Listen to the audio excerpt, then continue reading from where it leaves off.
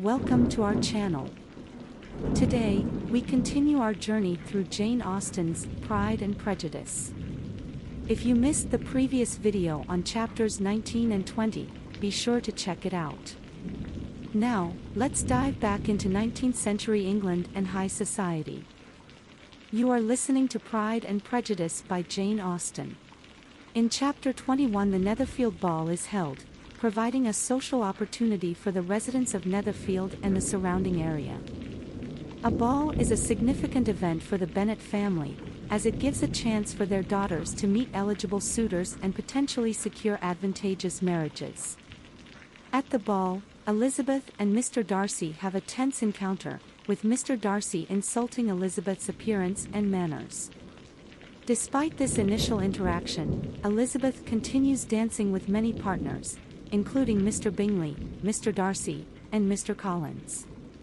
The chapter further explores the themes of social hierarchy and manners, as Elizabeth's interactions with Mr. Darcy highlight the differences in their social standing and the expectations placed upon them. It also further highlights the tensions between Elizabeth and Mr. Darcy, as their encounters continue to be marked by misunderstandings and miscommunication.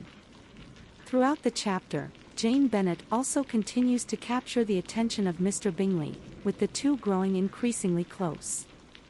The chapter also sets the stage for the events that will occur in the following chapters as the relationships between the characters continue to develop and evolve. In chapter 22, Lady Catherine de Bourgh, a wealthy and influential member of society, visits Longbourn. Lady Catherine is Mr. Darcy's aunt, and she is seeking information about Mr. Darcy's relationship with Elizabeth Bennet. Lady Catherine insists that Mr. Darcy should marry her daughter, and she is concerned that Elizabeth may impede this union. Accordingly, she visits Elizabeth to warn her against accepting Mr. Darcy's proposal and to convey her expectations for the relationship between Mr. Darcy and Anne. Elizabeth handles the situation with grace and dignity and does not give Lady Catherine any information about her relationship with Mr. Darcy. Despite Lady Catherine's imperious manner and condescending attitude, Elizabeth remains polite and respectful. The chapter further highlights the societal pressures and expectations placed upon the characters, mainly Mr. Darcy and Elizabeth.